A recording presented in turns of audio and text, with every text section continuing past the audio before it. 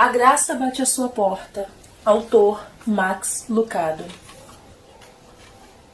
Acompanhado pela graça.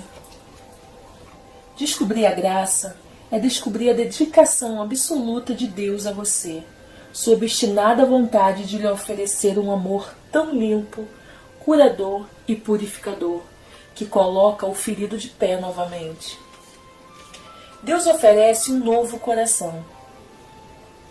Quando a graça acontece, não recebemos um elogio de Deus, mas um novo coração. Dê seu coração a Cristo e Ele retornará o favor.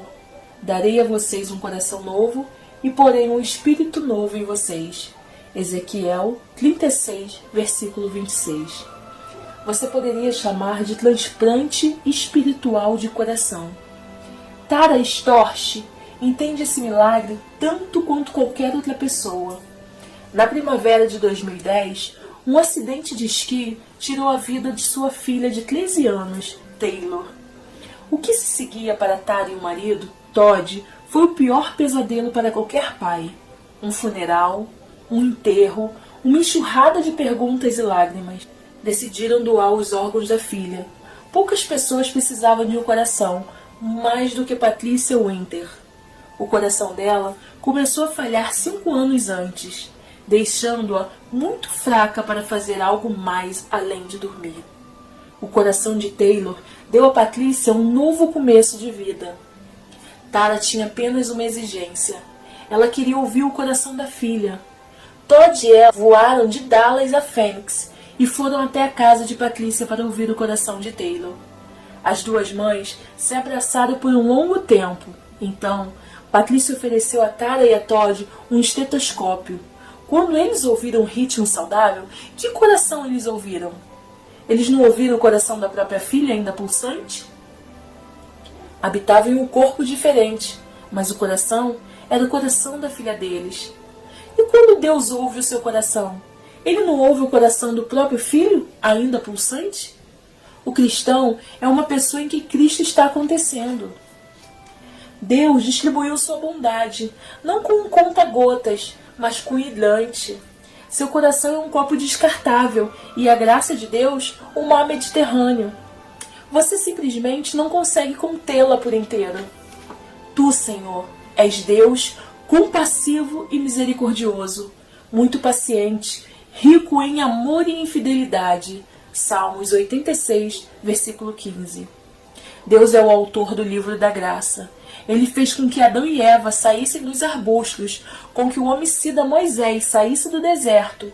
Criou um lugar para Davi, embora este tenha se voltado para Betseba. Ele não desistiu de Elias, apesar de o profeta ter desistido dele. Imerecido, inesperado, graça. Antes que saibamos das nossas necessidades. O banco me enviou um aviso de saldo devedor na conta corrente de uma das minhas filhas. Eu incentivei as meninas a cuidarem das suas contas desde os tempos da faculdade. Mesmo assim, às vezes elas gastam demais. O que eu deveria ter feito? Deixar o banco assimilar o prejuízo? Eles não fariam isso. Enviar um bilhete furioso para ela? Uma adversidade poderia ajudá-la mais tarde, mas não iria satisfazer o banco. Telefonar e lhe pedir para fazer um depósito? Sim, tanto quanto podia pedir para um peixe voar. Eu sabia da liquidez dela, 0. Transferir dinheiro da minha conta para ela?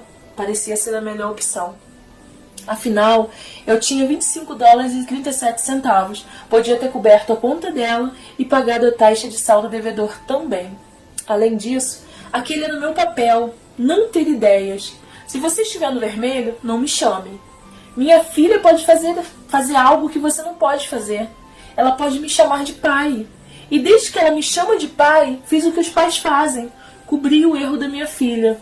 Quando lhe disse que estava com a conta negativa, ela respondeu que sentia muito, mas não se propôs a fazer um depósito. Ela estava quebrada, não tinha opção. Pai, você poderia? Eu interrompi. Querida, já fiz. Eu supri a necessidade dela antes mesmo dela saber que tinha uma. Muito antes de você saber que precisava de graça, seu pai fez a mesma coisa. Fez um depósito, um grande depósito. Cristo morreu em nosso favor, quando ainda éramos pecadores. Romanos 5, versículo 8. Antes de saber que precisava de um Salvador, você já tinha um. E quando você lhe pede misericórdia, ele responde: já lhe dei, querido filho, já lhe dei. Jesus trata todos os seus dias vergonhosos com graça. Ele tomará a sua culpa se você lhe pedir. Tudo o que ele espera é o seu pedido. Tomamos os corações maculados nas mãos e os oferecemos a Deus, como faríamos com uma flor esmagada sem perfume. Você pode dar vida a isso? E ele dá. Vocês sabem que não foi por meio de coisas perecíveis, como prata ou ouro, que vocês foram redimidos da sua maneira vazia de viver, que lhes foi transmitida por seus antepassados, mas pelo precioso sangue de Cristo, como de um cordeiro sem mancha e sem defeito. 1 Pedro, capítulo 1, versículo 18 ao 19. Graça antes do café da manhã. Os pensamentos de Pedro são interrompidos por um grito que vem da praia. Vocês pegaram algum peixe?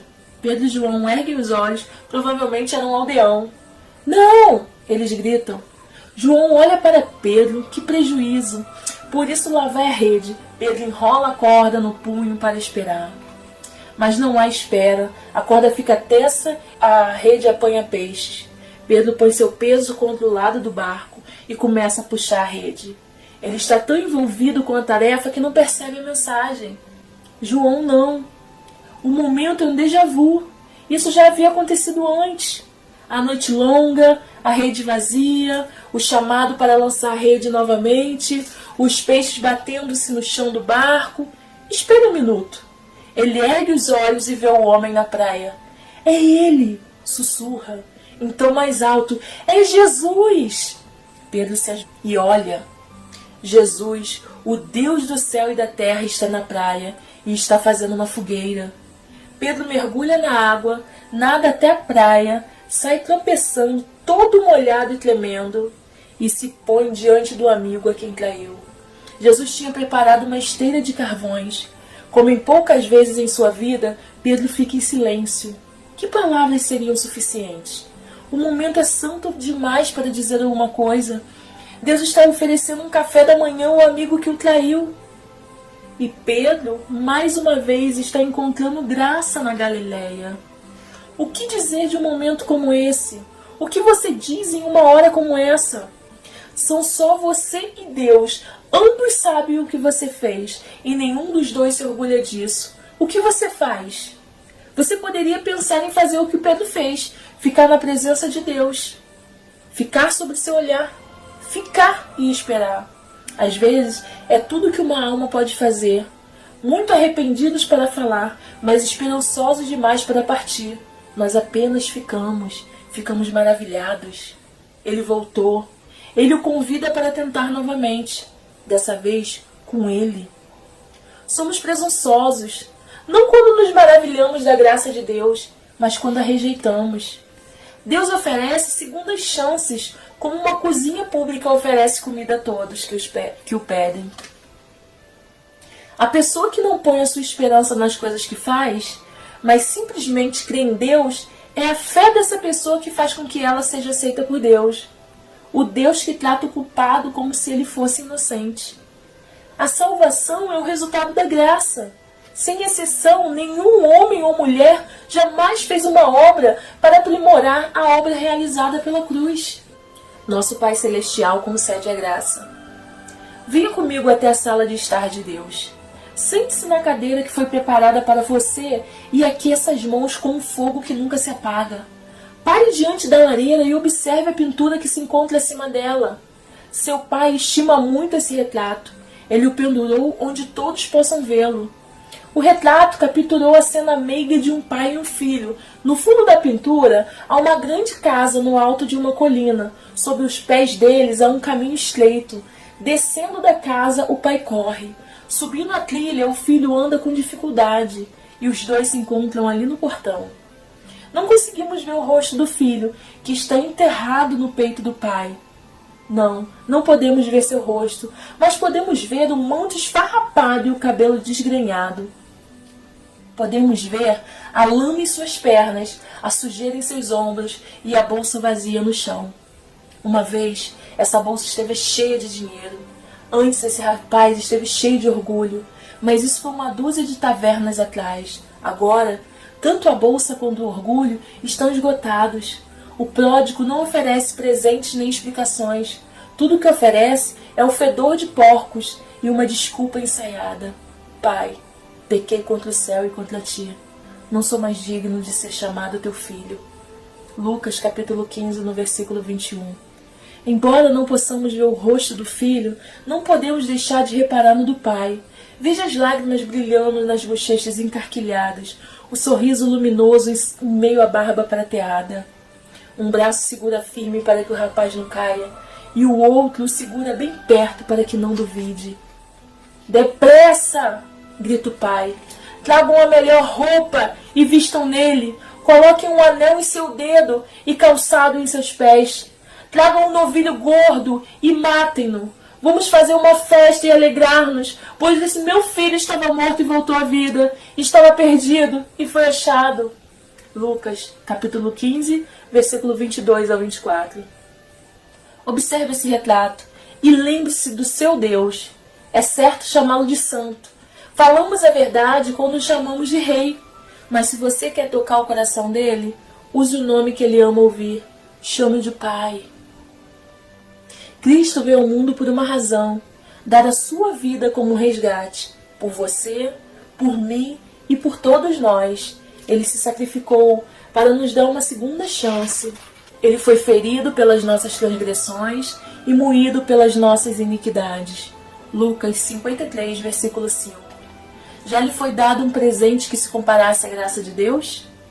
Encontrar esse tesouro de misericórdia faz do mendigo mais pobre um príncipe. Perder esse presente faz do homem mais rico um miserável. O amor gracioso de Deus. Na época em que Martinho Lutero teve a sua Bíblia impressa em alemão, uma filha do tipógrafo encontrou o amor de Deus. Ninguém lhe contara sobre Jesus. Em relação a Deus, ela não sentia nada além de medo. Um dia, ela recolheu do chão algumas páginas caídas das Escrituras. Em uma folha, encontrou essas palavras: Deus tanto amou o mundo que deu. O restante do versículo ainda não tinha sido escrito, mas o que ela viu foi suficiente para comovê-la. O pensamento que Deus lhe daria algo transformou seu medo em alegria. Sua mãe percebeu a mudança de atitude. Quando lhe perguntaram a causa da sua alegria, a moça tirou do bolso o papel amassado que continha uma parte do versículo. A mãe leu e perguntou: o que ele lhe deu? A filha ficou perplexa por um momento e em seguida respondeu: não sei. Mas se nos amou tanto a ponto de nos dar algo, não devemos ter medo dele.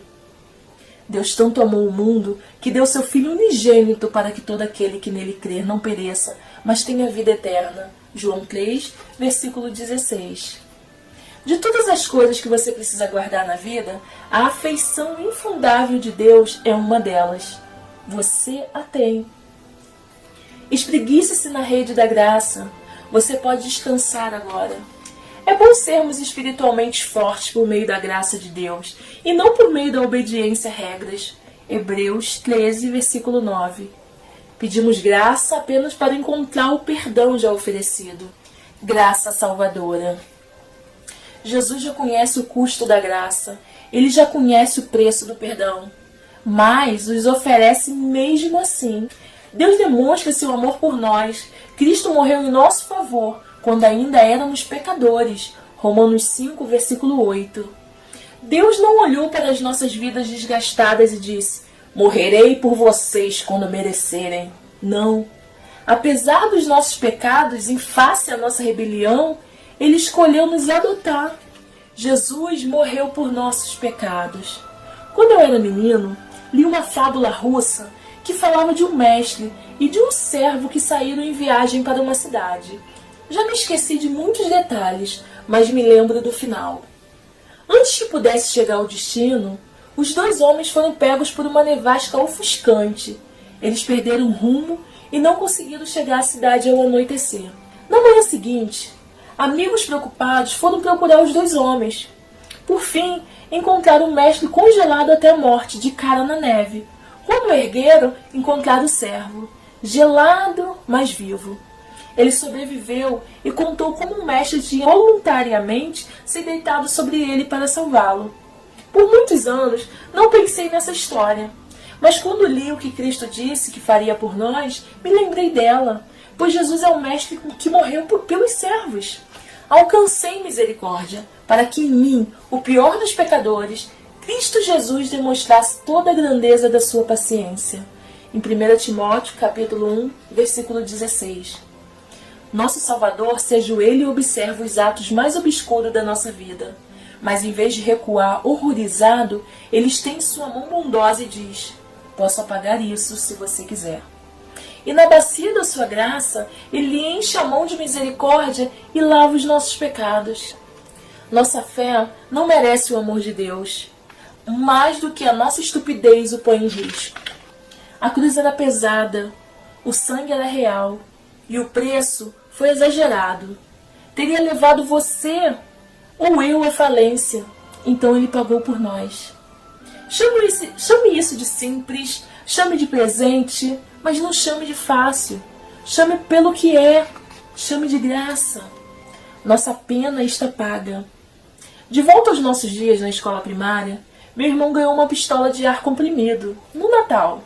No mesmo instante, montamos uma estande de tiro ao alvo no quintal e passamos a tarde atirando contra ela. Cansando-se da facilidade com que acertava o círculo, meu irmão mandou-me buscar um espelho de mão. De costa para o alvo, pôs a arma sobre o ombro, localizou pelo espelho o pontinho preto no estande e fez a melhor imitação de um herói do faroeste. Mas errou o alvo. Também errou o depósito atrás do alvo e a cerca atrás do depósito. Não tínhamos a menor ideia de onde o chumbinho da pistola havia parado. No entanto, nosso vizinho do outro lado da viela soube. Ele logo apareceu na cerca do quintal dos fundos, perguntando quem havia atirado e quem iria pagar pela porta de correr de vidro. Nesse instante, fingi não conhecer meu irmão. Mudei meu último nome e aleguei ser uma visita do Canadá. Que viera para passar férias ali. Mas meu pai foi mais nobre do que eu. Ouvindo barulho, ele apareceu no quintal, acabando de acordar de sua soneca do dia de Natal e conversou com o vizinho.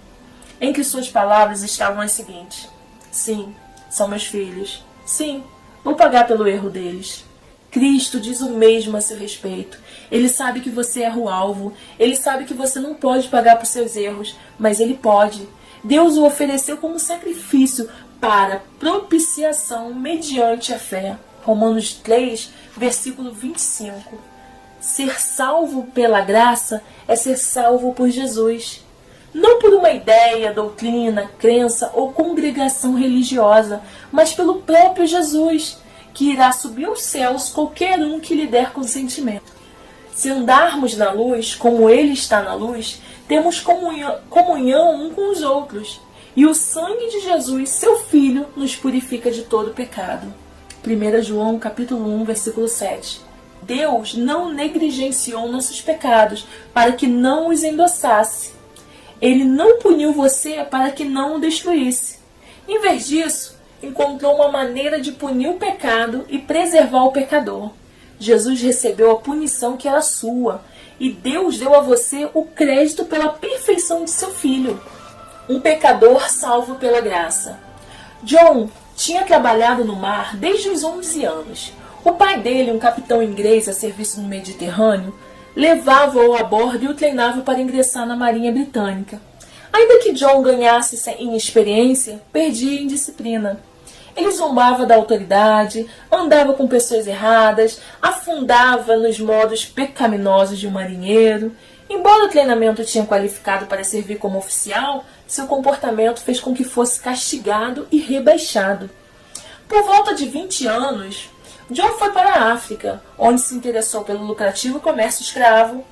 Aos 31 anos, ganhava vida no Green Road, um navio negreiro que cruzava o Oceano Atlântico.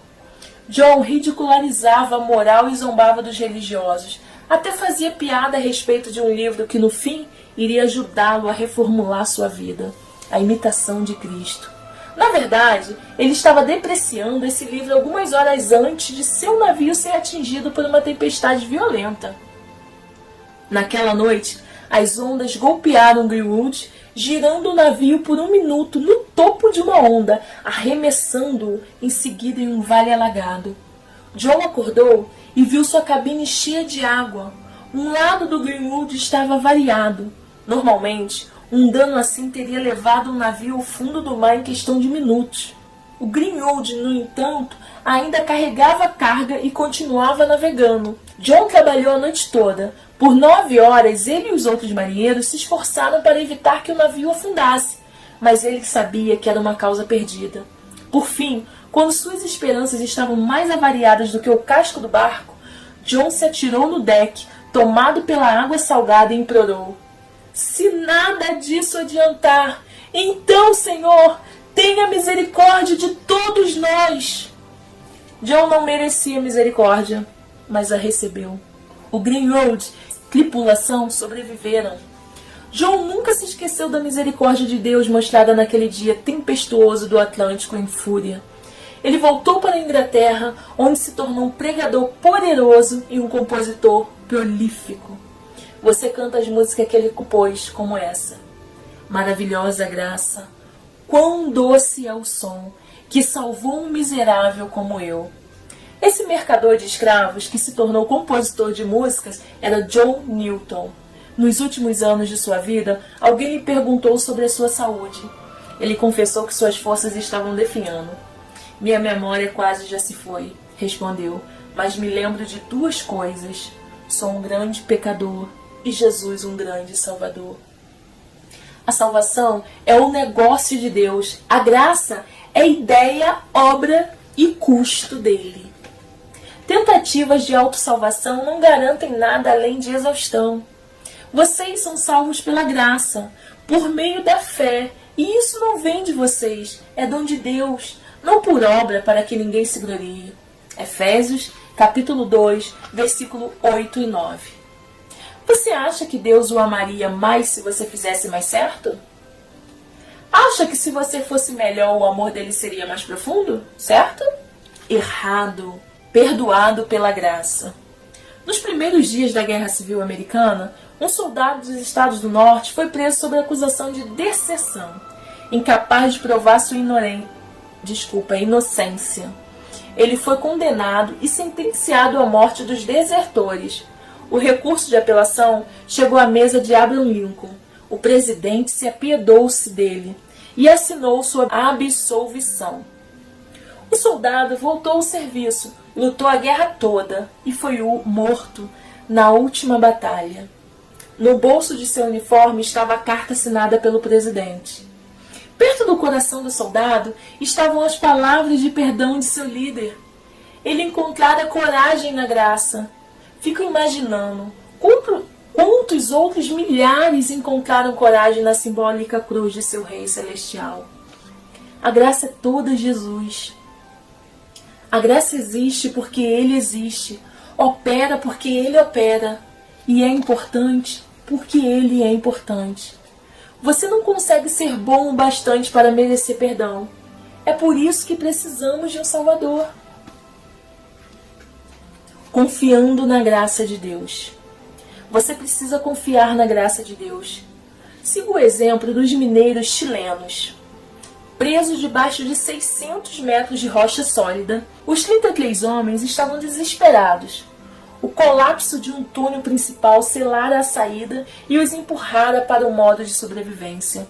Comiam 2 colheres de atum, uma porção de pêssegos e tomavam um gole de leite a cada 2 dias. Por 2 meses oravam para que alguém os salvasse. Na superfície acima deles, a equipe de resgate chilena trabalhava sem parar, consultando a NASA, encontrando-se com especialistas. Eles criaram uma cápsula de 4 metros de altura e perfuraram primeiro um buraco de comunicação, depois um túnel de escavação. Não havia garantia de sucesso. Ninguém jamais ficara preso debaixo da terra todo esse tempo e vivera para contar a história. Dessa vez, alguém sobreviveu. Em 13 de outubro de 2010, os homens começaram a subir, cumprimentando-se e entoando cânticos de vitória. Um que era bisavô, um de 44 anos que estava planejando um casamento, depois um de 19 anos. Todos tinham histórias diferentes, mas todos tomaram a mesma decisão. Acreditaram que alguém os salvaria. Nenhum deles respondeu à oferta de resgate com uma declaração de independência. Eu consigo sair daqui sozinho. Apenas dê-me uma nova broca. Eles olharam para a sepultura de pedra tempo suficiente para chegar a uma opinião unânime. Precisamos de ajuda. Precisamos de alguém que penetre nesse mundo e nos tire daqui. E quando a cápsula de resgate chegou, eles subiram. Por que é tão difícil para nós fazermos o mesmo? Achamos mais fácil acreditar no milagre da ressurreição do que no milagre da graça.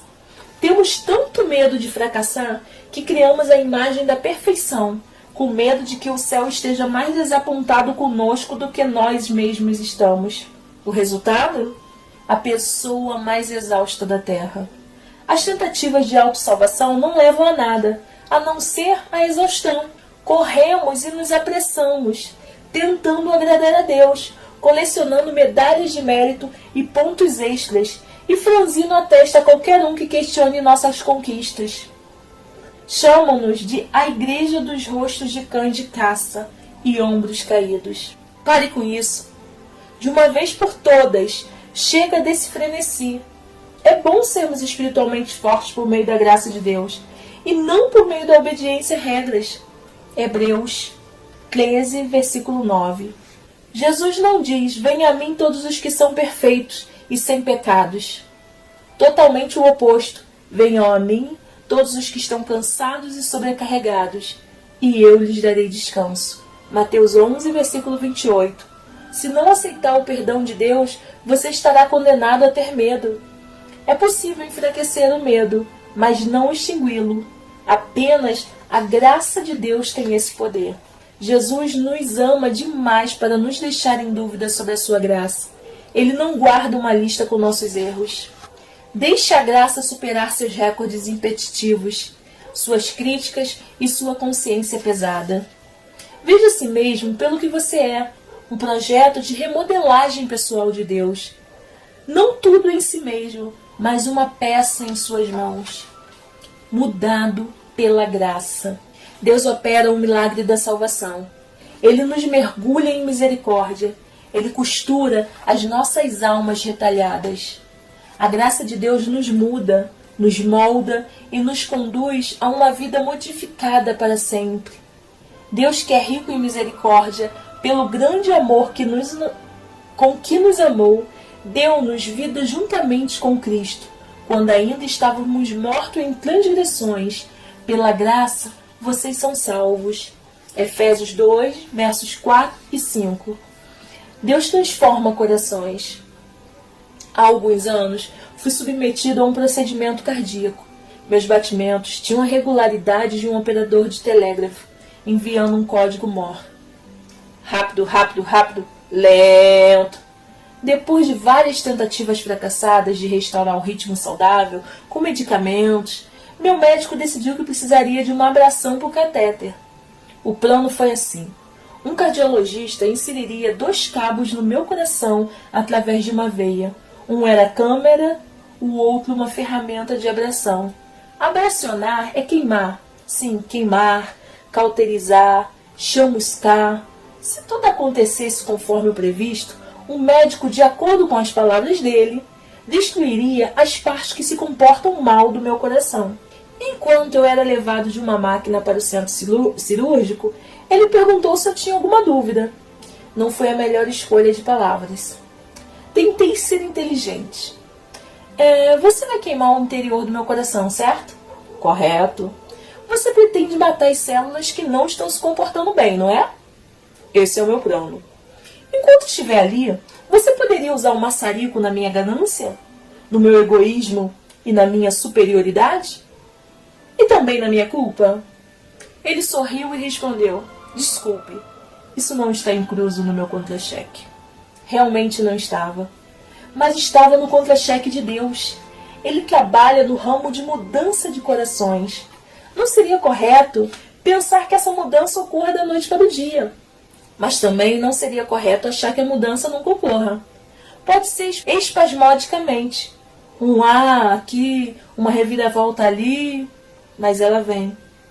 Porque a graça de Deus se manifestou salvadora a todos os homens. Tito 2, versos 11. As comportas estão abertas e a água está saindo. Você nunca sabe quando a graça vai se infiltrar.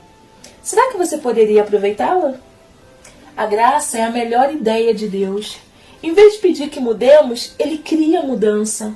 Precisamos ser puros para Ele nos aceitar? Não. Ele nos aceita e nos purifica. Aproximemo-nos do trono da graça com toda a confiança, a fim de recebermos misericórdia e encontrarmos graça que nos ajude no momento da necessidade. Hebreus 4, versículo 16. Graça é a voz que nos invoca a mudar e depois nos dá o poder de conseguir mudar. Transformado pela graça. No clássico Os Miseráveis, Victor Hugo nos apresenta Jean Valjean. Jean Valjean surge primeiramente como um vagabundo, um prisioneiro de meia-idade, recém-libertado, vestindo calças gastas e um casaco surrado. 19 anos em uma prisão francesa deixaram-no rude e destemido. Caminhara por 4 dias no frio alpino do sudeste francês do século XIX. Somente para descobrir que nenhuma pensão o aceitaria, nenhuma taverna o alimentaria. Finalmente, bate à porta da casa de um bispo. O Monsenhor Myriel tem 75 anos. Como Valjean, também perdera muito. A Revolução levara todos os bens valiosos de sua família, exceto a prataria, uma concha de sopa e 2 castiçais.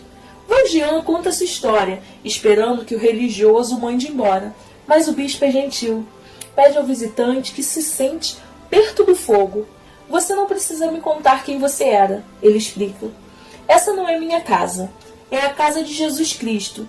Depois de algum tempo, o bispo leva o ex-condenado à mesa, em que jantam sopa e pão, figos e queijo com vinho, usando a fina prataria do bispo.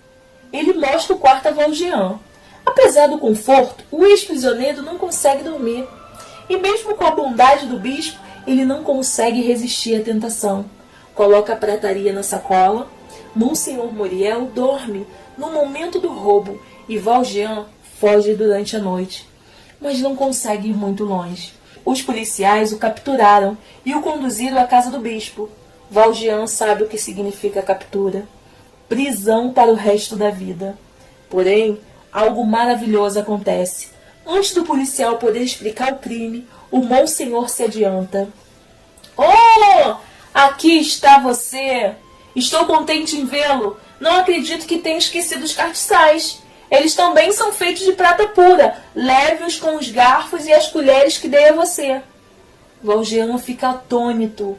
O bispo dispensa os policiais, vira-se e diz: Jean Valjean, meu irmão, você não mais pertence ao mal, mas sim ao bem. Comprei sua alma de você. Tomo-a de volta dos pensamentos e feitos malignos e do espírito do inferno e dou-a a Deus. Valjean tinha uma escolha: acreditar no sacerdote ou acreditar em seu passado. Jean Valjean acredita no sacerdote. Torna-se prefeito de uma cidadezinha, constrói uma fábrica e dá emprego aos pobres. Fica com pena de uma mulher moribunda e cria a filha dela. A graça mudou. Deixe que ela mude você também. Olhar para o pecado sem a graça é desespero. Olhar para a graça sem pecado é arrogância. Olhar os dois em conjunto é conversão. Fui crucificado com Cristo. Assim já não sou eu quem vive, mas Cristo vive em mim. A vida que agora vivo, no corpo vivo, há pela fé no Filho de Deus, que me amou e se entregou por mim. Gálatas 2, versículo 20. Cristo está agindo, tirando você ousadamente de uma vida sem a graça para uma vida moldada por ela. É o presente dado, dando presentes. Graça para com cada necessidade. O nascimento da nossa primeira filha coincidiu com o cancelamento do nosso plano de saúde. Ainda não entendo como aconteceu. Tinha algo a ver com a empresa estar sediada nos Estados Unidos e Jenna ter nascido no Brasil. Denali e eu ficamos com a alegria de uma menininha de 3,6 kg e os encargos de uma conta hospitalar de $2.500. Pagamos a conta sacando o dinheiro de uma poupança, grato por poder pagar a dívida, mas desnorteado pelo problema do plano de saúde. Me perguntei, será que Deus está tentando nos dizer alguma coisa? Algumas semanas depois veio a resposta. Fiz uma palestra em um retiro de uma igrejinha alegre da Flórida. Um membro da congregação me entregou um envelope e disse: "Isso é para a sua família." Tais presentes não eram incomuns. Estávamos acostumados e éramos gratos por essas doações espontâneas, que geralmente eram de $50 ou $100. Eu esperava que o valor fosse esse, mas quando abri o envelope, o cheque era de... Você adivinhou? $2.500. Usando a linguagem da necessidade, Deus falou comigo. Era como se Ele dissesse: Max, estou envolvido em sua vida. Vou cuidar de você. Habitamos um jardim de graça. O amor de Deus se espalha ao nosso redor, como lilazes, e se enleva sobre nós, como os pinheiros da Geórgia. Como Ele será bondoso, quando você clamar por socorro, assim que Ele ouvir, lhe responderá.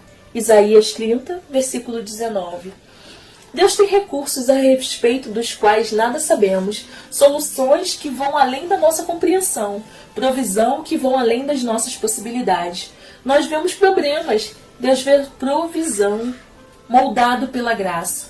Em uma noite de novembro de 2004, Vitória Rúfulo, uma nova-iorquina de 44 anos, estava dirigindo voltando para sua casa em Long Island. Tinha acabado de assistir ao recital da sobrinha e estava pronta para relaxar no sofá, na frente da lareira. Ela não se lembra de ter visto um Nissan prata se aproximando do leste. Ela não se lembra do garoto de 18 anos inclinando-se para fora da janela, segurando um peru congelado. Ele jogou no para-brisa dela. A ave de 9 quilos atravessou o vidro, entortou a direção e estraçalhou o rosto dela como um prato de jantar no concreto. A violenta brincadeira a deixou na UTI, lutando pela vida. Ela sobreviveu, mas somente depois que os médicos colocaram fios em sua mandíbula, prenderam um dos seus olhos com película sintética e colocaram pinos de titânio em seu crânio. Ela não consegue se olhar no espelho sem se lembrar da dor. 9 meses depois da desastrosa noite de novembro, tendo o rosto com pinos de titânio, ela ficou frente a frente com o transgressor no tribunal. Ryan Cushing. Não era mais o garoto metido, atirador de peru, em um Nissan. Ele tremia, amedrontado e arrependido. Para a cidade de Nova York, ele se tornara o símbolo de uma geração de garotos fora do controle. As pessoas encheram a sala para vê-lo receber sua merecida punição. A sentença do juiz os deixou com raiva. Somente 6 meses atrás das grades, 5 anos de condicional, aconselhamento e serviço à comunidade. A corte veio abaixo. Todos contestaram. Todos, exceto Vitória. A pena reduzida foi a ideia dela. O garoto caminhou até ela e ela o abraçou. À vista de todo o júri e da multidão, ela o abraçou com força. Alisou o cabelo dele, chorou, ele chorou, e ela falou: "Eu o perdoo. Quero que sua vida seja o melhor possível." Ela deixou que a graça moldasse sua resposta. "Deus me deu uma segunda chance na vida, e eu estou a passando adiante", diz ela sobre sua dádiva. "Se não tivesse deixado aquela raiva para trás, eu seria consumida por essa necessidade de vingança. Perdoá-lo me ajuda a seguir em frente." Este infortúnio levou à sua missão, ser voluntária no departamento de condicional da cidade. "Estou tentando ajudar os outros, mas sei que pelo resto da minha vida serei conhecida como a mulher do Peru." Poderia ter sido pior. Ele poderia ter me jogado um presunto. Eu seria a senhorita porca. Este é o dom que Deus nos dá. A graça que primeiro nos concede o poder de receber o amor e depois o poder de doá-lo. A graça dada concede graça. Pessoas perdoadas perdoam pessoas. A marinada de misericórdia goteja misericórdia. Você sabe muito bem que Ele, Deus, é bom e que quer fazer com que você mude de vida. Romanos 2, versos 4. Tanta bondade. Vamos fazer 44 anos juntos amanhã, disse Jack, enquanto dava de comer à esposa. Ela estava careca, tinha os olhos afundados e a fala indistinta. Os olhos permaneciam fixos e ela só abria a boca quando ele aproximava o garfo. Ele limpou o queixo dela e depois a própria testa. Faz 5 anos que ela está doente, disse-me ele. Ela não consegue andar, não consegue cuidar de si mesma, não consegue nem se alimentar, mas eu a amo.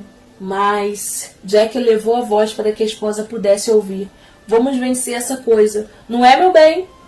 Depois de mais algumas garrafadas, ele tornou a dizer: não temos plano de saúde. Quando podia pagar, achava que não precisaríamos. Agora devo para esse hospital mais de $50.000. Jack fez uma breve pausa para dar de beber à esposa, então continuou. Mas eles não me atormentam. Eles sabem que não posso pagar. Mas mesmo assim nos aceitam sem fazer qualquer questionamento. Os médicos nos tratam como se fôssemos os melhores pacientes em dia com os pagamentos. Quem poderia imaginar tanta bondade? Tive que concordar. Quem poderia imaginar tamanha bondade? No mundo espinhentos dos sistemas de saúde caro, de alta tecnologia e quase sempre criticados, foi reconfortante encontrar profissionais dispostos a atender um casal que não tinha nada para dar em troca.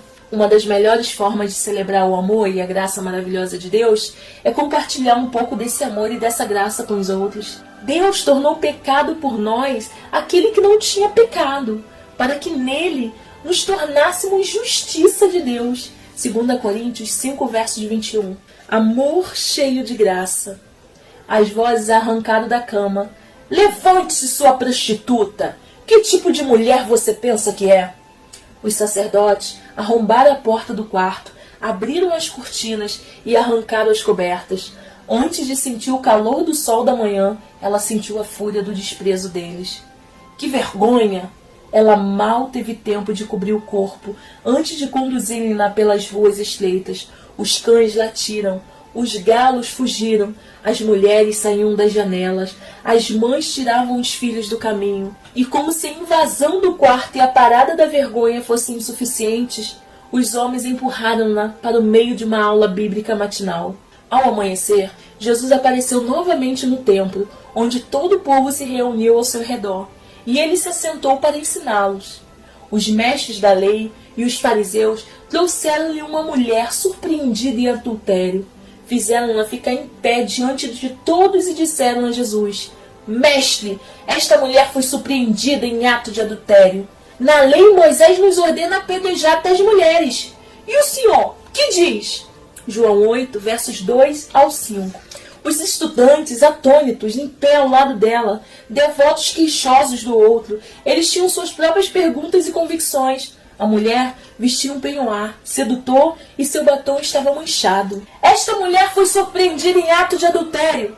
Os acusadores dela gritaram: Na lei, Moisés nos ordena apedrejar tais mulheres. E o senhor, que diz?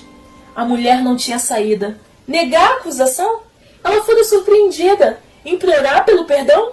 De quem? De Deus? Os porta-vozes dele estavam apertando pedras e rosnando por entre os dentes. Ninguém falaria por ela, mas alguém seria condescendente com ela. Jesus inclinou-se e colocou a escrever no chão com o dedo, no verso 6. Esperaríamos que ele se erguesse, desse um passo à frente ou até mesmo subisse uma escada e falasse. Mas em vez disso, ele se inclinou. Ele desceu mais baixo do que qualquer outro, abaixo dos sacerdotes, do povo e até mesmo da mulher. Ele está propenso a se inclinar. Ele inclinou-se. Perante o pelourinho de Roma, inclinou-se para carregar a cruz. A graça é um Deus que se inclina. Aqui ele se inclinou para escrever na areia. O bando estava cada vez mais impaciente com o silêncio e a inclinação de Jesus. Visto que continuavam a interrogá-lo, ele se levantou, no verso 7. Ele se ergueu até os ombros ficarem retos e a cabeça elevada. Erguia-se em prol da mulher. colocou-se entre ela e a multidão que queria lixá-lo. Se algum de vocês estiver sem pecado, seja o primeiro a atirar a pedra nela. Inclinou-se novamente e continuou escrevendo no chão. Versos 7 e 8. Os acusadores se calaram. As pedras caíram no chão. Jesus retornou aos seus rabiscos. Os que o ouviram foram saindo, um de cada vez, começando pelos mais velhos. Jesus ficou só com a mulher em pé diante dele. No verso 9. Jesus não havia terminado. Ele inclinou-se mais uma vez e perguntou à mulher: Mulher, onde estão eles? Ninguém a condenou? Ninguém, Senhor, disse ela. Declarou Jesus: Eu também não a condeno. Agora vá e abandone sua vida de pecado. João 8, versos 10, 11. Em minutos, o tribunal estava vazio. Jesus, a mulher, os seus acusadores, todos foram embora. Mas ponderemos. Observe as pedras no solo, abandonadas e não utilizadas, e observe o escrito na areia. Foi o único sermão que Jesus escreveu. Apesar de não sabermos as palavras, fico pensando se não foram esta: a graça acontece aqui. Ele o fez, a fim de que, justificados por sua graça, nos tornemos seus herdeiros, tendo a esperança da vida eterna. Tito 3, versos 7. Quando você ama o que não é amável, tem um vislumbre do que Deus faz por você. Quando mantém a luz da varanda acesa para o filho pródigo, quando faz o que é direito mesmo que tenham feito errado, quando ama o fraco e o doente, você faz o que Deus faz em cada momento. Capacitado pela graça. Deus é o grande presenteador, o grande provedor, a fonte de toda bênção, absolutamente generoso e completamente confiável. Ousamos arriscar nossa esperança na notícia mais alegre de todas. Se Deus permite o desafio, Ele providenciará a graça para enfrentá-lo.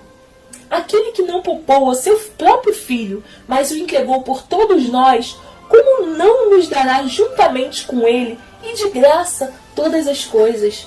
Romanos 8, verso 32. Você é a obra-prima de Deus. Deus vê em você uma obra-prima prestes a surgir. Ele fará com você o que o Vicky Muniz fez com os catadores de lixo de Gramacho. Jardim Gramacho é o maior aterro sanitário no mundo, o Godzilla dos depósitos de lixo. O que o Rio de Janeiro descarta, Gramacho junta. E o que Gramacho junta, os catadores recolhem. Aproximadamente 3.000 catadores vivem do lixo, recuperando diariamente 200 toneladas de sucatas recicláveis.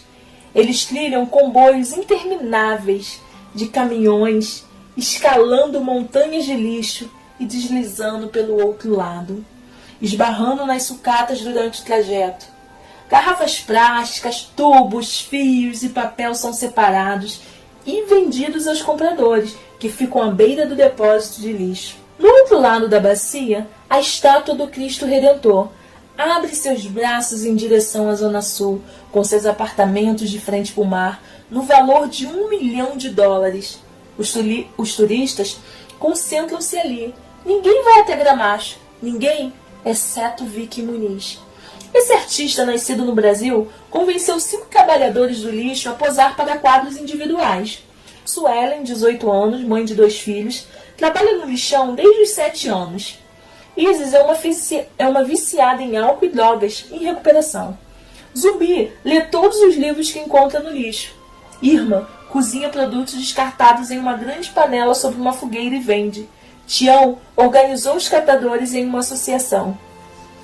Muniz tirou fotos de seu rosto, depois ampliou as imagens do tamanho de uma quadra de basquete. Ele e os 5 catadores contornaram os traços faciais com lixo. Tampas de garrafas viraram sobrancelhas, caixas de papelão viraram as linhas do queixo, tiras de borrachas viraram sombreado. As imagens foram surgindo do lixo. Muniz subiu uma plataforma de 10 metros de altura e tirou novas fotos. O resultado? A segunda exposição de arte mais popular da história do Brasil, sendo superada somente pelos trabalhos de Picasso. Muniz doou os lucros à Associação dos Catadores de Lixo. Você pode dizer que ele tratou Gramacho com graça. A graça faz isso. Deus faz isso. Graça é Deus caminhar em seu mundo com um brilho nos olhos e uma oferta a que é difícil de resistir. Sente-se em silêncio por um momento. Posso fazer maravilhas com essa sua bagunça. Acredite nessa promessa. Confie. Agarre com força toda essa esperança. A graça removeu o odor do pródigo e expulsou o ódio de Paulo e prometeu fazer o mesmo conosco. A graça vai atrás de você. Ela reconduz você da insegurança à segurança de Deus, do crivado pelo pesar ao melhor por causa dela, do medo de morrer ao ponto para voar. Sou eu mesmo, aquele que apaga as suas transgressões por amor de mim e que não se lembra mais de seus pecados. Isaías 43, versículo 25. Um oásis de graça. A cruz de Cristo cria um novo povo, um povo livre de cor, de pele ou de rixas entre família, um novo conjunto de cidadãos com base não na ancestralidade, nem na geografia em comum, mas em um Salvador em comum. Meu amigo Buckner Fanning experimentou isso pessoalmente. Ele era fuzileiro naval durante a Segunda Guerra Mundial e esteve na base de Nagasaki 3 semanas após o lançamento da bomba atômica. Você consegue imaginar um jovem soldado americano no meio dos escombros e das ruínas da cidade destruída? Vítimas queimadas pela radiação vagando pelas ruas, precipitação radioativa inundando a cidade, corpos queimados em um caixão preto, sobrevivente vasculhando as ruas em busca de família, de comida, de esperança.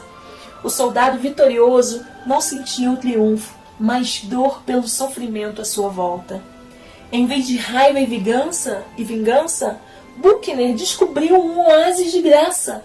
Enquanto patrulhava as ruas estreitas, encontrou uma placa com palavras conhecidas: Igreja Metodista. Ele observou o local e resolveu voltar na manhã do domingo seguinte. Quando voltou, entrou em um prédio parcialmente desmoronado, janelas despedaçadas, paredes semi-destruídas. O jovem Marine caminhou sobre os escombros sem saber como seria recebido. Mais ou menos 15 japoneses estavam arrumando as cadeiras e removendo o entulho. Quando o americano uniformizado entrou, todos pararam e se viraram. Ele só sabia uma palavra em japonês. Ele a ouviu: irmão. Eles me acolheram como um amigo, relata Buckner. A força do momento ainda ressoa mais de 60 anos depois dos acontecimentos. Ofereceram-lhe um assento. Ele abriu a Bíblia e, sem entender o sermão, sentou e observou. Durante a comunhão, os fiéis lhe trouxeram o pão e o vinho. Nesse instante de silêncio, a inimizade entre seus países e a dor da guerra foram postas de lado, enquanto um cristão servia ao outro o corpo e o sangue de Cristo. Através de Cristo, herdamos misericórdia em abundância, o suficiente para cobrir uma vida inteira de erros. Temer a exaustiva graça de Deus? É mais fácil uma sardinha engolir todo o Atlântico. Pela sua graça, e sem exigir nada, Deus aceita todos por meio de Cristo Jesus, que os salva. Deus ofereceu Cristo como sacrifício para que, pela sua morte na cruz, Cristo se tornasse o meio de as pessoas receberem o perdão de seus pecados pela fé nele. Romanos 3, versos 24 ao 25. Deus tem graça suficiente para resolver qualquer dilema que você enfrentar, para enxugar toda lágrima que você derramar e responder a tudo que você perguntar. Moldado pela graça. Deixe-a penetrar nas frestas mais ásperas da sua vida e ela suavizará tudo. Depois, deixe-a borbulhar na superfície como uma primavera no Ceará, em palavras de bondade, em atos de generosidade. Sejam bons e atenciosos uns para com os outros e perdoem uns aos outros, assim como Deus, por meio de Cristo, perdoou vocês. Efésios 4, versos 32. Você nunca será chamado para dar a alguém mais graça do que Deus lhe deu. Graça dada, graça concedida. Recentemente, jantei com uns amigos. Marido e mulher queriam me contar sobre os problemas que estavam enfrentando. Por uma série de acontecimentos. Ela descobriu uma infidelidade de seu marido, que acontecera décadas atrás. Ele cometeu o erro de pensar que seria melhor não contar nada a ela, e não contou. Mas ela descobriu, e como você pode imaginar, ficou profundamente magoada. Seguindo a recomendação de um conselheiro, o casal largou tudo e viajou por alguns dias. Uma decisão precisava ser tomada. Fugiriam do assunto? Brigariam ou se perdoariam? Assim eles oraram. Conversaram, passearam, refletiram. Nesse caso, a mulher estava claramente no seu direito. Ela poderia ir embora. Mulheres já fizeram isso por muito menos. Ou ela podia ficar e infernizar a vida dele. Outras mulheres fariam isso. Mas ela escolheu uma resposta diferente. Na 10ª noite da viagem, meu amigo encontrou um cartão em seu travesseiro. Nele estava impresso o seguinte: prefiro não fazer nada com você, a fazer algo sem você. Abaixo ela escrevera: eu perdoo você, eu amo você, vamos seguir em frente. A graça não é cega. Ela vê perfeitamente a ferida, mas prefere ver mais ainda o perdão de Deus. Cresçam na graça e no conhecimento de nosso Senhor e Salvador Jesus Cristo. 2 Pedro, capítulo 3, versículo 18. Minha graça é suficiente para você, pois o meu poder se aperfeiçoa na fraqueza. 2 Coríntios 12, versos 9. Você tem o Espírito de Deus dentro de você. Hostes celestiais acima de você. Jesus Cristo intercedendo por você. Você tem graça suficiente de Deus para sustentá-lo. Deus usa pessoas como eu e você.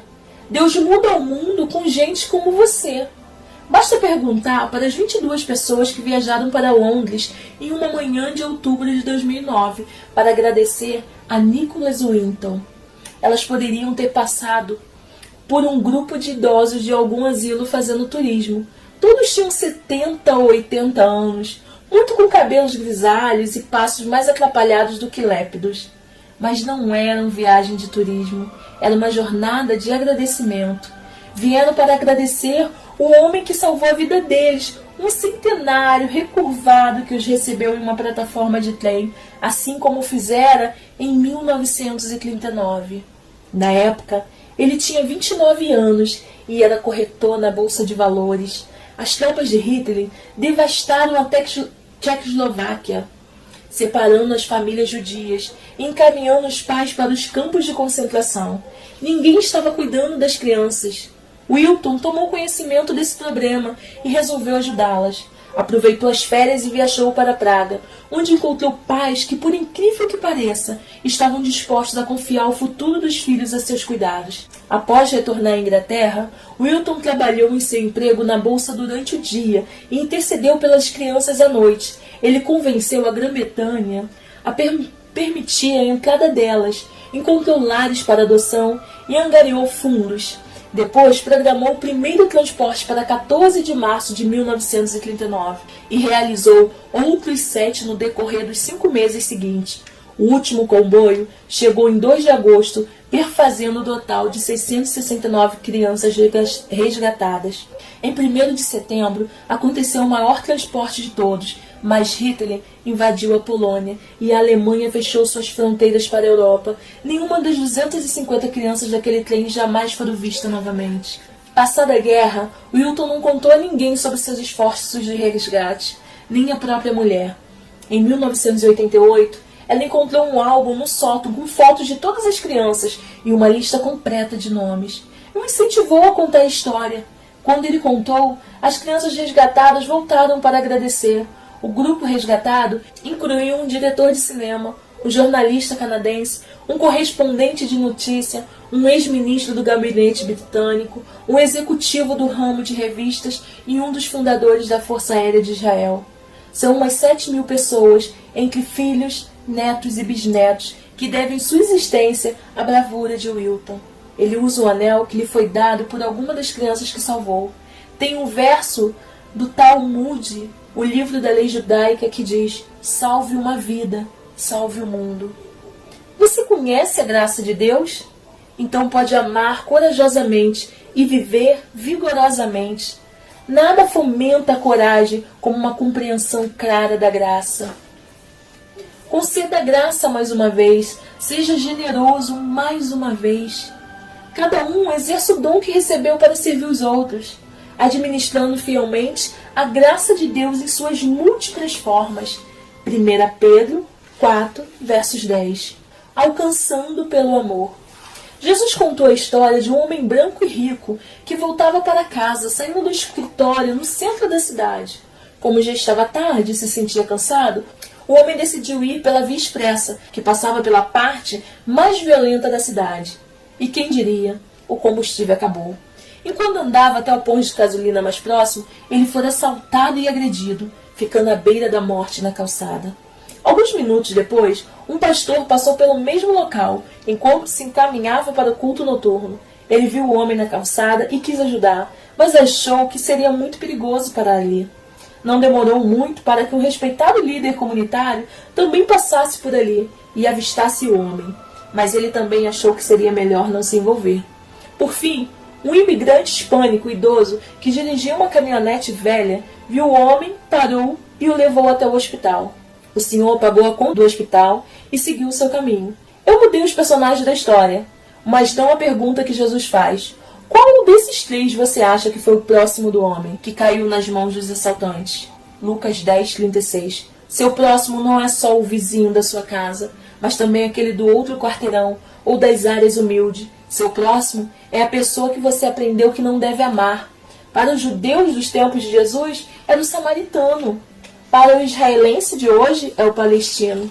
Para o árabe, é o judeu. Para o negro, que tal um caipira que dirige uma picape carregando uma arma, mas com tabaco e um boné? Para o hispânico, pobre, que tal o hispânico rico?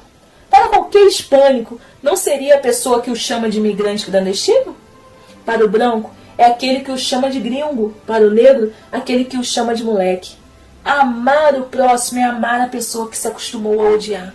Se as minhas fraquezas e os meus defeitos Deus permite que eu lhe chame de pai, por que não devo estender essa graça ao próximo? Alcancei misericórdia para que em mim, o pior dos pecadores, Cristo Jesus demonstrasse toda a grandeza da sua paciência, usando-me como um exemplo para aqueles que nele haveriam de crer para a vida eterna. 1 Timóteo, capítulo 1, versos 16. Se Deus nos amou tanto, podemos não nos amar uns aos outros? Tendo sido perdoados, podemos não perdoar? Tendo nos servido na mesa da graça, podemos não dividir umas poucas migalhas? Deus atende às nossas necessidades com a graça. Hunter Sampler suspeitou de problemas no momento em que viu o corte na mão do pai. Os dois sentaram-se para fazer um rápido almoço no intervalo dos procedimentos cirúrgicos. Hunter olhou para o ferimento e o questionou. Quando Killer explicou que o machucado acontecera durante uma cirurgia, uma onda de náusea tomou conta dela. Os dois eram médicos. Ambos sabiam o risco. Ambos entendiam o perigo de tratar paciente com AIDS no Zimbábue. E agora, seus medos se concretizaram. Killer Schitz era um veterano com 12 anos de viagem em missões médicas. Essa viagem para o Zimbábue não era a primeira. A exposição ao vírus da AIDS era. Hunter encorajou seu pai a começar imediatamente o tratamento antiviral para evitar a infecção por HIV. Que ele estava relutante. Ele conhecia os efeitos colaterais. Cada um deles era uma ameaça à vida. Mesmo assim, Hunter insistiu e ele consentiu. Em poucas horas ele estava extremamente doente. Eles mudaram o momento da partida dele quando começaram a imaginar se ele sobreviveria à viagem de 44 horas, que incluía uma parada de 12 horas na África do Sul e 17 horas de voo para Atlanta. Killian embarcou em um avião transoceânico com uma febre de 40 graus. Ele tremia de frio. Nesse momento, ele estava tendo dificuldade para respirar e não conseguia se sentar. Incoerente. Olhos amarelados, fígado aumentado e dolorido. Os dois médicos reconheceram o sintoma de insuficiência hepática aguda. Hunter sentiu todo o peso da vida do pai sobre seus ombros. Hunter explicou a situação aos pilotos e convenceu-os de que a melhor esperança para o pai era fazer o voo para os Estados Unidos o mais rápido possível. com apenas um estetoscópio e um frasco de epinefrina.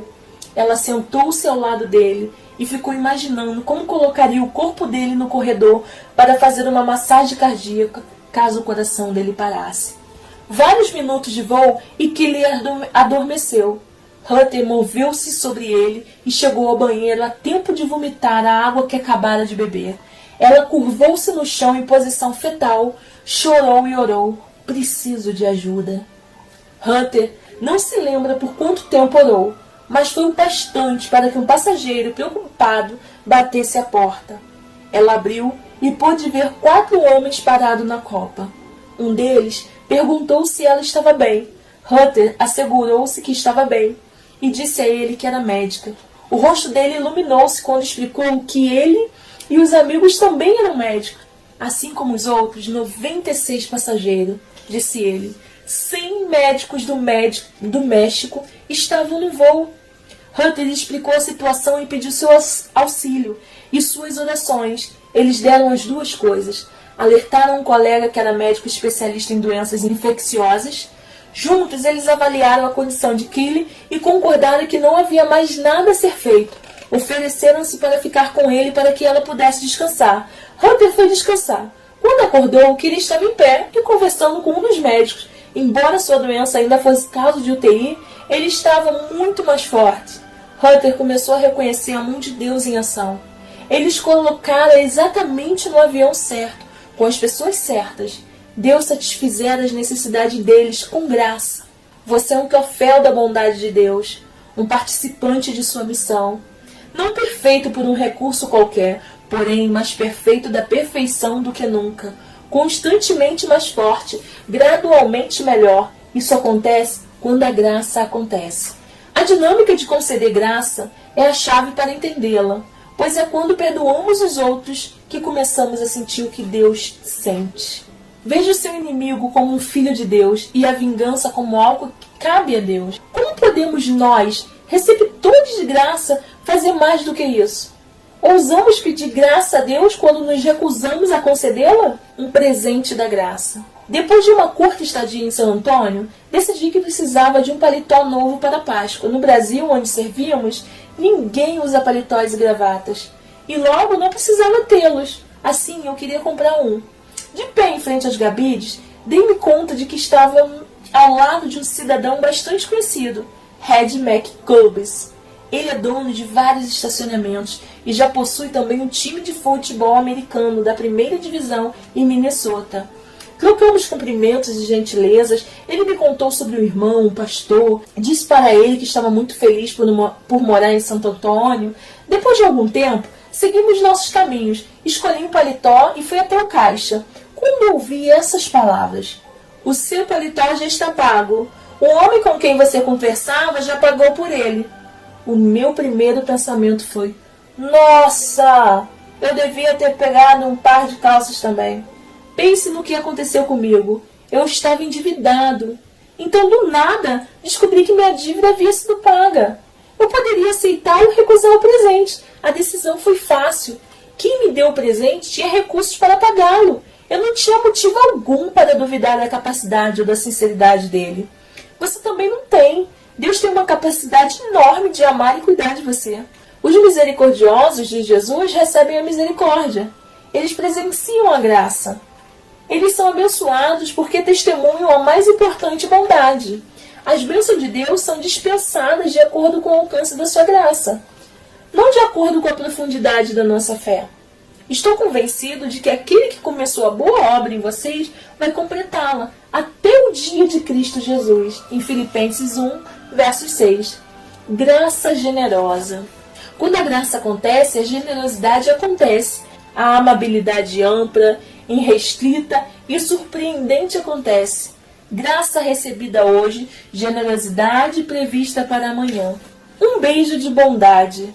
Meu amigo Kenny tinha acabado de voltar com a família da Disney World. Tive uma visão da qual nunca vou me esquecer, disse ele. Eu quero que você saiba. Ele estava dentro do lotado castelo da Cinderela, com o restante de sua família. De repente, todas as crianças correram para um lado. Se fosse um barco, o castelo teria virado. A Cinderela vinha entrando. a Cinderela, a princesa imaculada. Quem disse que ela estava perfeitamente caracterizada? Uma jovem deslumbrante, com um penteado e a pele impecáveis e um sorriso radiante. Um mar de crianças, todas querendo tocá-la e serem tocada por ela, a rodeava. Só dava para vê-la da cintura para cima. Por alguma razão, Kenny se virou e olhou para o outro lado do castelo. Naquele momento, estava vazio, exceto por um menino, de talvez 7 ou 8 anos. Era difícil determinar sua idade por causa da deformação do seu corpo. De altura acanhada e com o rosto deformado, ele também assistiu à cena das crianças, calmo e triste, segurando a mão de um irmão mais velho. Você não sabe o que ele queria? Ele queria estar com as crianças. Desejava estar no meio das crianças para chegar até a Cinderela, chamando seu nome. Mas ele tinha medo, o medo de mais uma rejeição, medo de ser ridicularizado outra vez, escarnecido outra vez. Não seria um sonho a Cinderela ir até ele? Adivinhe, ela foi. Ela reparou no garotinho e imediatamente começou a caminhar em sua direção. Foi educada, mas firme com as crianças, avançando em meio à multidão, até que, por fim, se libertou. Ela caminhou rápido, ajoelhou-se para ficar no nível dos olhos do garoto surpreso e lhe deu um beijo no rosto. Quando encontra uma pessoa generosa, você fica diante de onde a graça está acontecendo. A graça de Deus se manifestou salvadora a todos os homens. Tito 2, versos 11. Graça em cascata. Annie Wells sabia que sua loja de noiva estaria cheia. As futuras noivas aproveitavam os dias depois do dia de ação de graças. Era comum parentes e irmãs passarem a maior parte do fim de semana do feriado olhando os vestidos de noiva na loja dela em São Anthony, Texas. Do outro lado da cidade, Jack Autley estava no hospital lutando para continuar vivo. Ele estava nos estágios finais do melanoma. Sofrera um colapso 2 dias antes e deram entrada no pronto-socorro. Sua família estava na cidade não apenas para celebrarem junto a ação de graças, mas para fazerem os preparativos para o casamento da filha dele. Chrysalis casaria em alguns meses. As mulheres da família planejavam passar o dia selecionando o vestido de noiva. Mas agora, com Jack no hospital, Chrysalis não queria ir. Jack insistira. Depois de muita persuasão, a mãe, a futura sogra e as irmãs foram até o salão das noivas. A proprietária da loja observou que as mulheres estavam um pouco reprimidas, mas ela achou que fosse apenas uma família mais silenciosa. Ela ajudou Chrysalis a provar vários vestidos, até que ela encontrou um de seda e cetim branco, estilo duquesa, que todas amaram. Jack gostava de chamar a filha de princesa, e o vestido, comentou Chrysalis, faria com que ela se parecesse com uma. Foi quando Annie ouviu falar em Jack. Devido ao câncer, ele não poderia ver a filha vestida, e devido às contas médicas, a família não poderia pagar pelo vestido. Pareceu que Jack Autley morreria sem ver sua filha vestida de noiva. Annie não queria mais ouvir nada. Disse a Chrysalis para levar o vestido e o véu para o hospital e vesti-lo para o pai. Ela disse: sabia que seria bom. Eu não tinha dúvidas quanto a fazer isso. Deus estava falando comigo. Não foi pedido nem fornecido nenhum cartão de crédito. Annie não anotou o telefone. Ela estava ansiosa para que a família fosse direto para o hospital. Chrysalis não precisou que falasse 2 vezes. Quando ela chegou ao quarto do pai, ele estava muito medicado e adormecido. Quando a família o acordou, as portas do quarto abriram-se lentamente e lá estava sua filha, envolta em quase 15 metros de seda, em camadas ondulantes. Ele conseguiu ficar alerta por 20 segundos. Mas aqueles 20 segundos foram mágicos, recorda Chrysalis. Meu pai me viu entrar usando o mais lindo vestido. Ele estava realmente fraco, sorriu e continuou olhando para mim. Segurei a mão dele e ele a minha. Perguntei se eu parecia uma princesa. Ele acenou que sim. Olhou-me mais um pouco e parecia que estava prestes a chorar. E então voltou a dormir. 3 dias depois ele morreu. A generosidade de Annie criou um momento de graça em cascata. Deus para Annie, Annie para Chrysalis, Chrysalis para Jack. Não é assim que funciona? Jesus foi um modelo feito por Deus de um ser humano. Sempre honesto em meio à hipocrisia, implacavelmente bondoso em um mundo cruel. O amor do Senhor Deus não se acaba, e a sua bondade não tem fim. Esse amor e essa bondade são novos todas as manhãs. Lamentações 3, versos 22 e 23. Graça dada a todos. Alguns anos atrás, um repórter que cobria o conflito em Sarajevo viu uma garotinha ser baleada por um franco-atirador. A parte de trás da cabeça dela tinha saído despedaçada pela bala.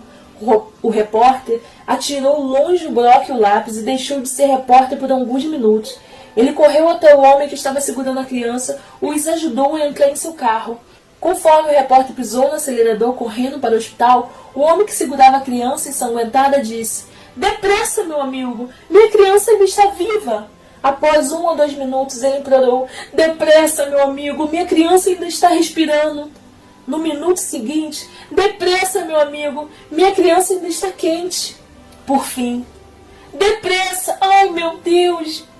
Minha criança está ficando fria!" Ao chegarem ao hospital, a garotinha estava morta. Quando os dois foram ao banheiro para lavar o sangue de suas mãos e roupas, o homem virou para o repórter e disse: "Essa é uma tarefa terrível para mim. Contar ao pai que sua filha está morta.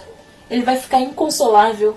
O repórter parou estupefato, olhou para aquele homem angustiado e disse: "Pensei que ela era sua filha."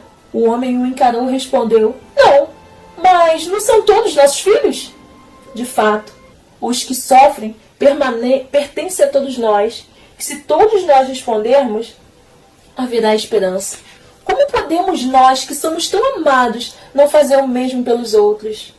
Essa graça nos ensina a abandonarmos a descrença e as paixões mundanas, e a vivermos nesse mundo uma vida prudente, correta, dedicada a Deus. Tito 2, versos 12. Por Deus ter nos perdoado, nós perdoamos os outros. Por Ele ter um coração indulgente, podemos também ter um coração indulgente. Nós podemos ter um coração como o dele. Tudo o que fizerem, seja em palavra ou em ação, façam-no em nome do Senhor Jesus, dando por meio dele graça a Deus Pai. Colossenses 3,17. Um canto no coração. Bárbara Lening e sua irmã Regina eram filhas de imigrantes alemães que se estabeleceram em Colonial, Pensilvânia, e as duas garotas tinham 11 e 9 anos quando foram sequestradas. Em um dia de outono, em 1755, as irmãs estavam na cabana na fazenda com o irmão e o pai, quando 2 índios guerreiros abriram a porta com força. O pai ofereceu comida e tabaco aos índios. Disse às garotas que pegassem um balde de água, que os homens deveriam estar com sede. Enquanto as garotas se apressaram pela porta, ele falava com elas em alemão, dizendo que não voltassem até que os índios tivessem ido embora. Elas correram até o riacho mais próximo. Os índios encontraram as garotas escondidas e as levaram com eles. Os dias se transformaram em semanas, enquanto os índios levavam os prisioneiros para o oeste. Bárbara fazia o máximo para ficar perto de sua irmã Regina, para encorajá-la. Ela lembrava a Regina da canção que a mãe ensinara. Sozinha, mas não só, embora na solidão tão sombria, sinto meu Salvador sempre junto a mim. Em um determinado ponto, entretanto, os índios se dissiparam, separando as irmãs. As 2 garotas foram levadas em direções opostas. A jornada de Bárbara continuou por várias semanas, cada vez mais floresta dentro. Ela perdeu completamente o contato com a família e com os colonizadores que conhecia. 3 anos depois, Bárbara escapou. Ela correu pela floresta por 11 dias, chegando finalmente em segurança em Fort Pinto. Ninguém tinha notícia de Regina. Bárbara pensava na irmã diariamente, mas a sua esperança só se concretizou 6 anos depois, quando recebeu a notícia de que 206 prisioneiros foram resgatados e levados a Fort Carlisle. Estaria Regina entre eles? Bárbara e a mãe foram até lá para descobrir. A aparência dos refugiados as deixou espantadas. A maioria deles passaram anos isolados nas vilas, separados dos colonizadores. Estavam magros e confusos, e tão pálidos que se confundiam com a neve. Bárbara e a mãe caminharam para cima e para baixo, chamando Regina, buscando rostos e falando alemão. Ninguém olhava ou respondia. A mãe e a filha viraram-se com lágrimas nos olhos e disseram ao coronel que Regina não estava entre os resgatados. O coronel insistiu para que se certificasse. Ele pediu que identificassem sinais como cicatrizes ou marcas de nascença. Não havia nenhuma. Perguntou sobre objetos de família como colares ou pulseira. A mãe balançou a cabeça negativamente. Regina não estava usando nenhuma joia. O coronel teve uma última ideia. Havia alguma memória ou canção de infância? Os rostos das duas mulheres se iluminaram. E a canção que cantavam todas as noites? Bárbara e a mãe imediatamente viraram-se e começaram a cantar lentamente pelas fileiras. Enquanto caminhava, cantava, sozinha, mas não só. Por um longo tempo ninguém respondeu. Então, de repente, Bárbara ouviu um choro alto. Uma garota alta, magra, veio correndo da multidão em direção à mãe. Abraçou-a e começou a cantar o verso. Regina não reconhecera a mãe ou a irmã. Esquecera como falar inglês ou alemão, mas lembrava-se da canção que fora colocada no coração dela quando garotinha. Deus coloca uma canção nos corações de seus filhos também. Uma canção de esperança e vida. Pôs um novo cântico na minha boca. Salmos 40, versos 3. Deste-me vida e foste-me bondoso para comigo, e na tua providência cuidaste do meu espírito. Jó 10, versos 12. A misericórdia de Cristo precedeu os nossos erros. A nossa misericórdia precisa preceder aos erros dos outros. Deus é poderoso para tornar abundante em nós toda graça, a fim de que, tendo sempre, em tudo, toda suficiência, superabundez em toda boa obra. 2 Coríntios 9, versos 8. A graça salvadora nos salva dos nossos pecados. A graça sustentadora nos supre em nossa precisão e nos guarnece de coragem, sabedoria e força. A graça restauradora de Deus. Ela estava sangrando havia 12 anos. Quando chegou até Jesus, já não tinha mais nada. Os médicos tomaram cada centavo seu. O diagnóstico dilacerara todas as suas esperanças e a hemorragia tirara dela cada gota de energia ainda existente. Ela não tinha mais dinheiro, amigos e opção. Segurando no fim da linha com uma das mãos e como uma asa e uma prece no coração. E a mulher abriu caminho no meio da multidão. Quando a mão tocou a veste de Jesus, aconteceu uma transfusão. Ele deixou algo sair e ela deixou algo entrar. Jesus não se perturbava por a mulher só ter ido até ele como um último recurso. Para ele só importava ela ter vindo. Ele sabe que para algumas pessoas é preciso uma dose cavalar de realidade para que o bom senso seja atingido, de modo que ele não fica contando o tempo. Aqueles que chegam tropeçando, já na última hora recebem o mesmo que aqueles que acordam com o raiar do dia. É isso que faz a graça ser justamente graciosa. Deus não nos dá o que merecemos. Ele já inundou o mundo com graça. Para quem Deus oferece o dom da graça? Para o mais brilhante? Para o mais belo? Ou para o mais charmoso? Não. O dom de Deus é para todos.